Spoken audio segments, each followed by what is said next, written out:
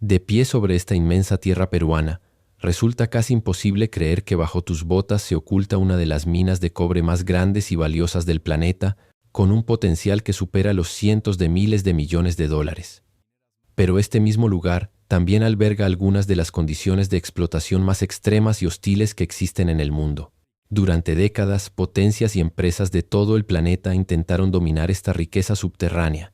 Invirtieron fortunas en estudios, perforaciones y campamentos temporales, y todas terminaron rindiéndose, dejando atrás millones invertidos, equipos abandonados que todavía se oxidan entre las rocas puneñas y sueños rotos que el viento andino se encargó de borrar. Los ingenieros y las grandes corporaciones que alguna vez soñaron con conquistarla, desde suizos implacables hasta canadienses con tecnología de punta, acabaron reconociendo, con amargura y resignación infinita, que ningún país parecía capaz de extraer beneficio real de un yacimiento tan agresivo y despiadado.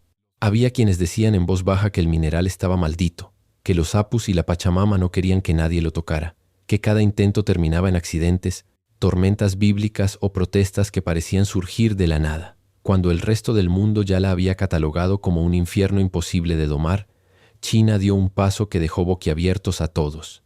Adquirió la mina Las Bambas en Perú por la impactante suma de $7.000 millones. Fue en julio de 2014, en medio de una subasta internacional que duró meses y que tuvo ofertas de todos los gigantes occidentales, cuando el consorcio, liderado por MMG, filial de la gigante estatal China Minmetals, junto a Woxin International Investment y CITIC Metal, se quedó con el 100% del proyecto que antes había pertenecido a Glencore Xstrata. La transacción se cerró en tiempo récord, en medio de la incredulidad general, y marcó el inicio de la mayor inversión china individual en minería latinoamericana hasta ese momento. En aquel momento, casi todos se rieron de la decisión china, seguros de que esa inversión se convertiría en un pozo sin fondo, en otro elefante blanco andino perdido entre las nubes eternas. Analistas de Londres, Nueva York, Toronto, Sydney y hasta de Sydney pronosticaban pérdidas catastróficas. Calculaban que la mina nunca llegaría a producir ni la mitad de lo prometido, que los bloqueos comunitarios la ahogarían antes de 2018. Algunos hasta apostaban botellas de whisky escocés en las conferencias mineras.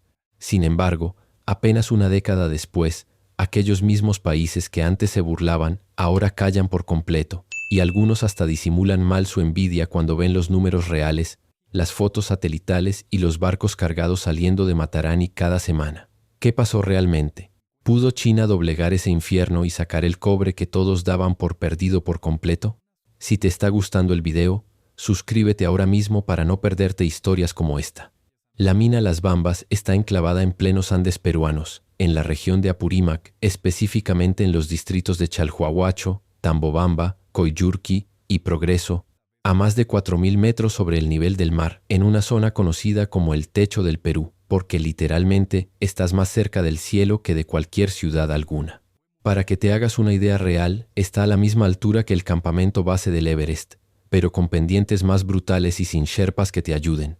Su entorno es tan salvaje que hasta los exploradores más curtidos, gente que ha trabajado en el desierto de Atacama, en las minas de oro de Papúa Nueva Guinea, en las plataformas petroleras del Mar del Norte o en las minas de diamantes de Yakutia en Siberia, prefieren mantenerse lejos porque saben que aquí la montaña no perdona ni un solo error.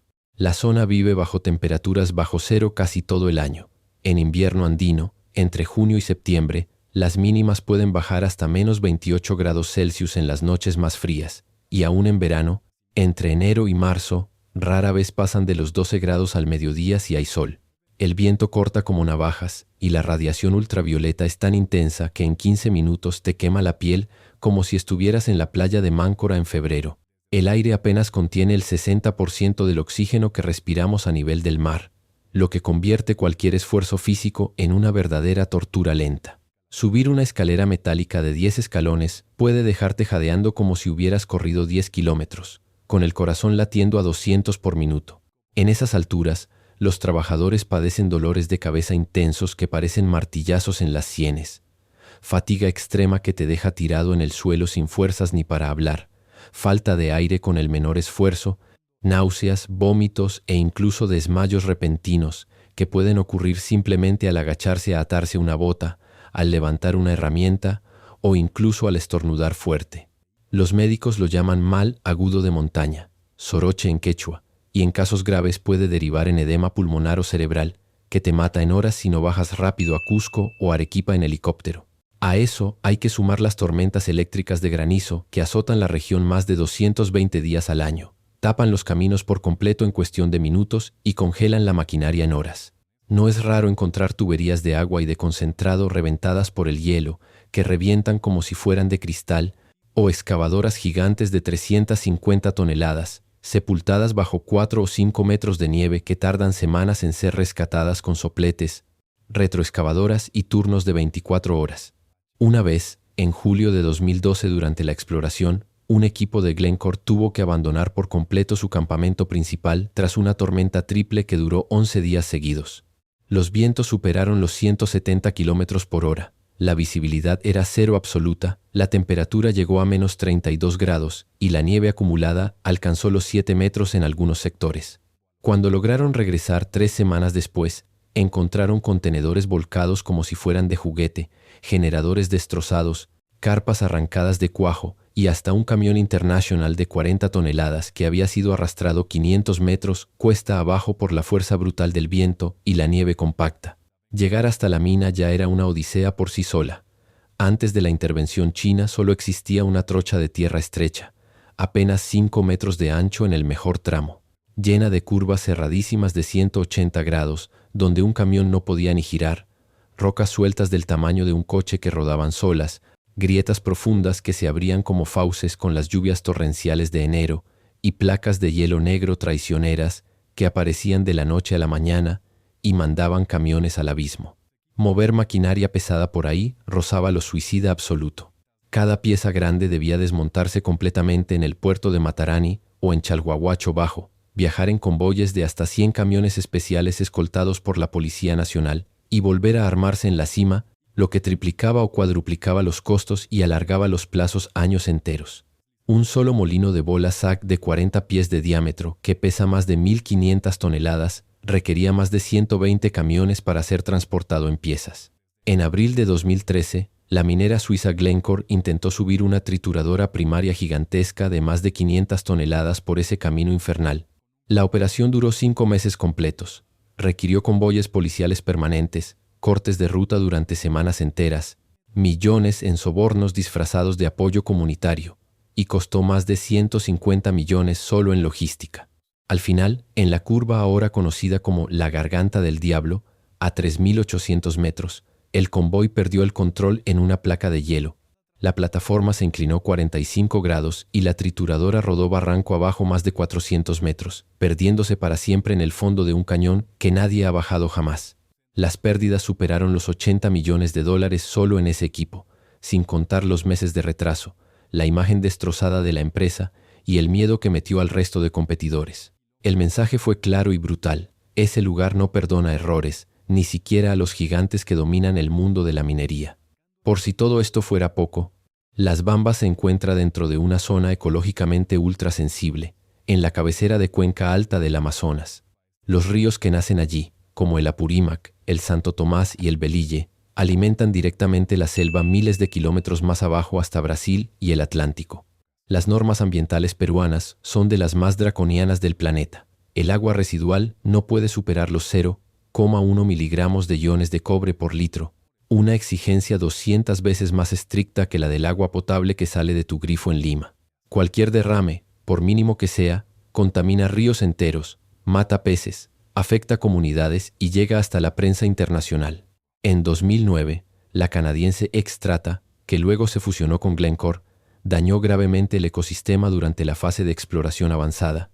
Fue multada con $30 millones, obligada a paralizar todo, a pagar indemnizaciones millonarias y finalmente a marcharse con el rabo entre las piernas después de años de juicios, protestas violentas y bloqueos que duraron meses. Desde entonces, las grandes mineras internacionales prefirieron mantenerse alejadas a kilómetros hasta que apareció China con su paciencia infinita y su chequera sin fondo. Contra todo pronóstico racional, Pekín decidió invertir más de $7.000 millones. Algunos cálculos hablan de 10.000 millones, contando expansiones posteriores, para quedarse con la totalidad del yacimiento. Muchos lo tildaron de locura absoluta, de suicidio financiero, pero la razón era evidente, fría y calculada como el acero de alta resistencia. China consume casi tanto cobre al año como toda la Unión Europea y Estados Unidos juntos, y sus propias reservas son escasas, dispersas y de muy mala calidad.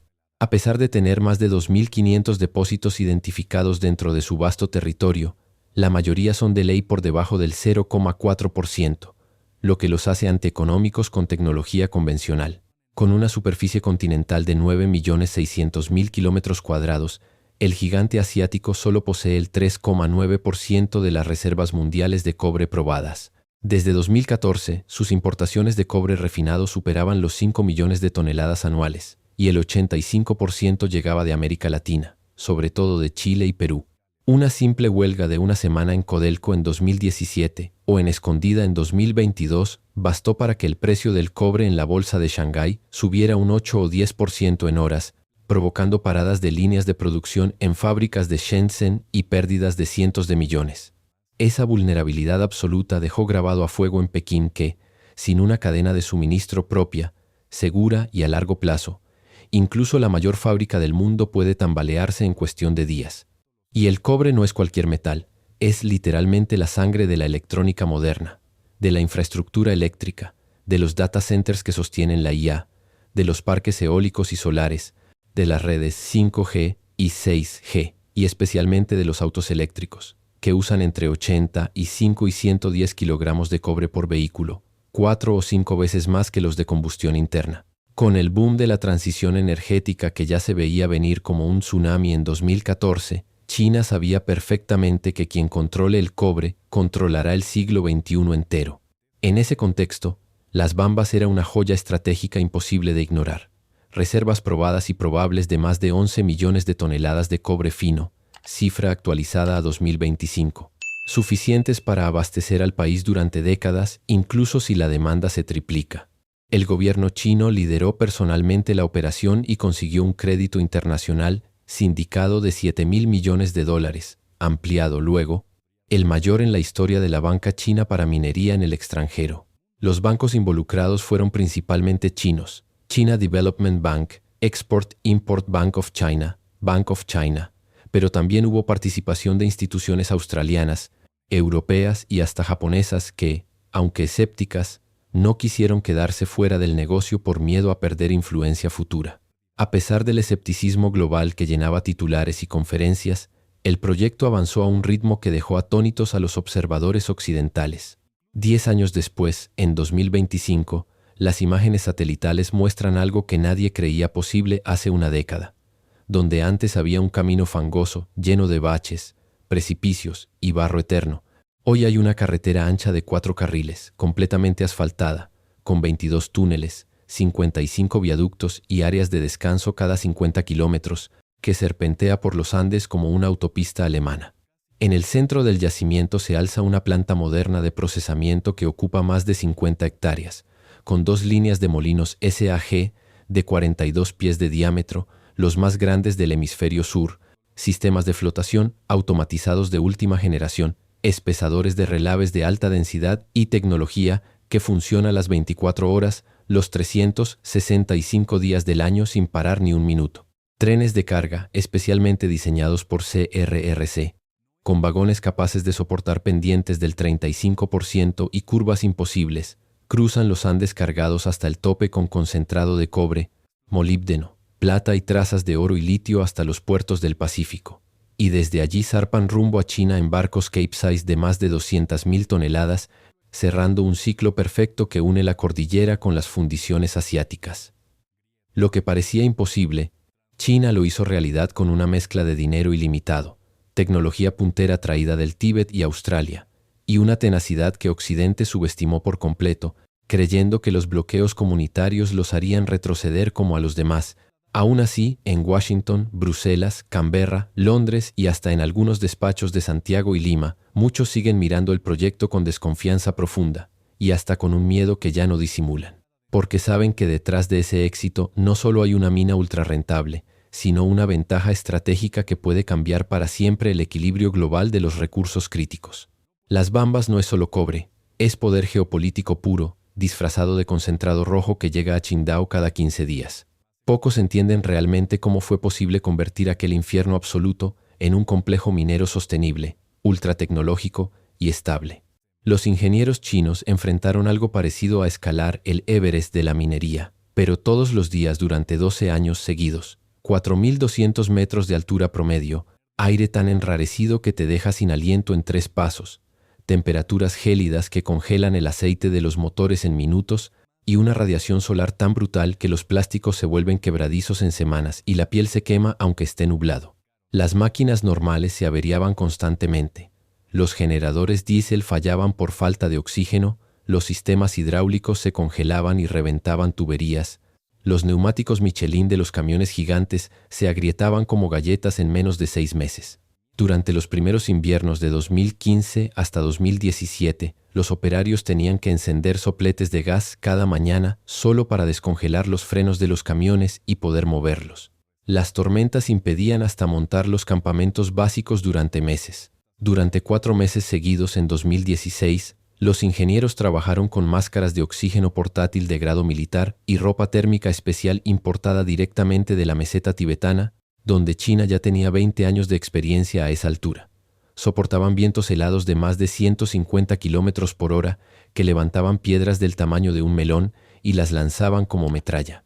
En una ocasión, en noviembre de 2015, un deslizamiento de tierra, lodo y nieve destruyó 45 kilómetros del camino recién construido en una sola noche y dejó aislados a más de 60 trabajadores durante 7 días. Sobrevivieron gracias a suministros lanzados desde helicópteros Mi-171 del ejército peruano coordinados con los chinos, que trajeron arroz, fideos, carne seca, botellas de oxígeno y hasta cartas de las familias para mantener la moral. Los túneles principales y galerías tuvieron que reconstruirse 4 veces por la inestabilidad del terreno andino, cada vez con costos de cientos de millones de dólares. El suelo es arcilla expansiva que se hincha con la lluvia y se contrae con el frío, rompiendo todo lo que toca como si tuviera vida propia. Para solucionar la logística de una vez por todas, usaron drones DJI Matrice 300 modificados que volaban a 4.600 metros y mapearon cada centímetro del terreno con precisión milimétrica, incluso con vientos de 90 kilómetros por hora y nevadas intensas. Con esos datos abrieron una carretera de 4 carriles que literalmente corta los acantilados andinos con 28 túneles y 60 viaductos, algunos de más de 150 metros de altura y diseño antisísmico nivel 9.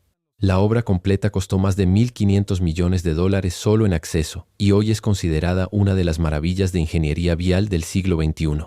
Desarrollaron maquinaria especial en fábricas de Shenyang, Suzhou y Changsha, camiones mineros eléctricos BYD y XCMG, con baterías que aguantan menos 45 grados, excavadoras Liebherr y Hitachi, con cabinas presurizadas como aviones y motores turbo, adaptados para funcionar con solo el 55% de oxígeno.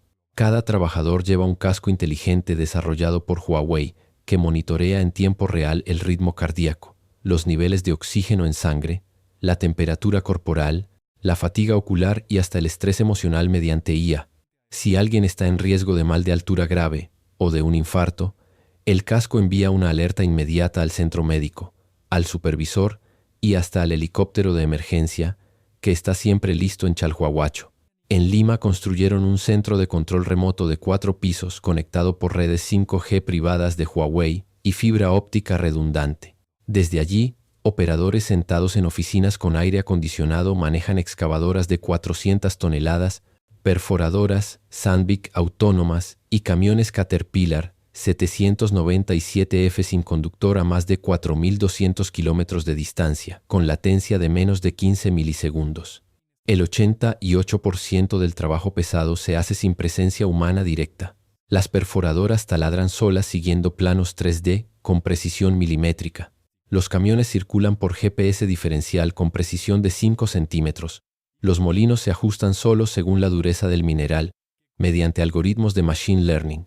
Así nació la era de las minas inteligentes, y Las Bambas es hoy la segunda mina más digitalizada del planeta después de una en Australia que todavía está en fase piloto. En 2023, un deslizamiento repentino de más de 3 millones de toneladas de tierra y roca puso a prueba todo el sistema. Los sensores sísmicos y de movimiento instalados cada 50 metros Detectaron la vibración 42 segundos antes de que fuera visible. Las alertas automáticas sonaron, las sirenas aullaron y evacuar a 1.500 trabajadores tomó menos de 8 minutos y medio. Nadie resultó herido, ni siquiera un rasguño. Hace 20 años, un evento así habría sido una tragedia con cientos de muertos. Pero no todo fue tecnología pura. Entre 2018 y 2024, protestas de comunidades quechua-hablantes, alimentadas por rumores de contaminación, por el recuerdo de derrames pasados, por líderes locales que pedían más beneficios y por la pobreza histórica de la zona, paralizaron la mina durante más de 200 días en total. En 2021 sola fueron 55 días seguidos. El precio mundial del cobre subió casi un 20% en esos periodos, y las pérdidas diarias superaban los 15 millones de dólares. En vez de enfrentarse o ignorar como hicieron empresas anteriores, las empresas chinas eligieron dialogar pacientemente durante años. Crearon mesas de desarrollo sostenible que se reúnen cada semana, aumentaron las contribuciones hasta niveles nunca vistos hoy, destinan más de 150 millones de dólares al año solo a programas sociales, invirtieron 100 millones de yuanes en el puente colgante Cudetai de 400 metros de largo que redujo en 5 horas el viaje de los pobladores a Cusco. Reforestaron más de 500 hectáreas con queñua, polilepis y otros árboles nativos que estaban casi extinguidos en la zona. Construyeron sistemas de riego por goteo para quinoa, papa y habas en más de 2.000 hectáreas. Instalaron plantas de tratamiento de agua potable en 30 comunidades.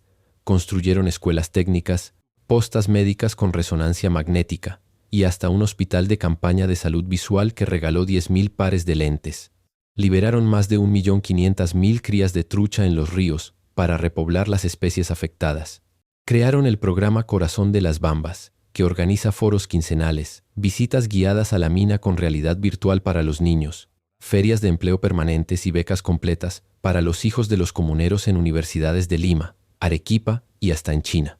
Hoy, en 2025, el 75% de la mano de obra total es local, el 70% de los jóvenes de las comunidades cercanas trabaja en la mina con sueldos que van de $2.000 a $5.000 al mes. Cuando el promedio regional está en 450, muchos han comprado camionetas Hilux nuevas, han construido casas de 3 pisos de material noble, mandan a sus hijos a universidades privadas y viajan a la costa o a Lima en avión. Las comunidades que antes bloqueaban los caminos con piedras y llantas quemadas ahora los cuidan como si fueran suyos, porque saben que su futuro depende de que la mina siga funcionando sin parar. En 2025, la producción alcanzó las 420.000 toneladas de cobre fino, superando todas las expectativas y convirtiéndose en la tercera mina más grande de Perú, solo detrás de Cerro Verde y Antamina. Las más de 4 millones de toneladas ya extraídas desde 2016 valen más de 45.000 millones de dólares al precio actual, y las reservas restantes superan los 12 millones de toneladas, lo que equivale a más de 150.000 millones de dólares todavía en el suelo, a precios de noviembre 2025. Cada año salen más de 450.000 toneladas de concentrado rumbo al puerto de Matarani, y de allí a los hornos de fundición de Tongling, Yangtze Copper y Shanghái, donde se convierten en motores de autos eléctricos BYD, Xpeng, cables para parques solares de Longhi, componentes de trenes de alta velocidad CRRC, o bobinas para los transformadores de State Grid, que sostienen la red eléctrica china. Para Perú, Las Bambas ha sido un motor económico brutal y transformador. El ingreso per cápita en Apurímac pasó de ser el más bajo del país en 2014 a superar la media nacional en 2025. Los impuestos pagados superan los 2.500 millones de dólares acumulados, más del 7% de toda la recaudación minera del país. Y China financió la modernización completa del puerto de Matarani con 200 millones de dólares adicionales, aumentando la capacidad un 70% y generando 2.000 empleos directos más. La planta solar de 200 megavatios que está en construcción permitirá que la mina funcione al 95% con energía renovable para finales de 2026, y el ferrocarril del sur renovado moverá 4 millones de toneladas al año desde 2027, reduciendo costos logísticos un 88%. Mientras la transición energética dispara la demanda mundial de cobre, se estima que para 2040 necesitaremos el doble o triple de lo que hoy se produce en todo el planeta, El valor de las bambas no para de crecer. Y mientras el mundo mira, a veces con admiración contenida, a veces con recelo abierto y a veces con miedo descarado, China sigue reescribiendo en silencio el mapa global de los recursos naturales. Lo que hace 11 años parecía una locura hoy es la operación minera más rentable, tecnológica y estable del hemisferio sur. Si te gustó el video, suscríbete y activa la campanita para no perderte las próximas historias. Hay muchísimo más por contar sobre cómo se están peleando el futuro del planeta, mineral a mineral, proyecto a proyecto, y quién se quedará con la última pala de cobre cuando realmente la necesitemos todos. Nos vemos en la siguiente.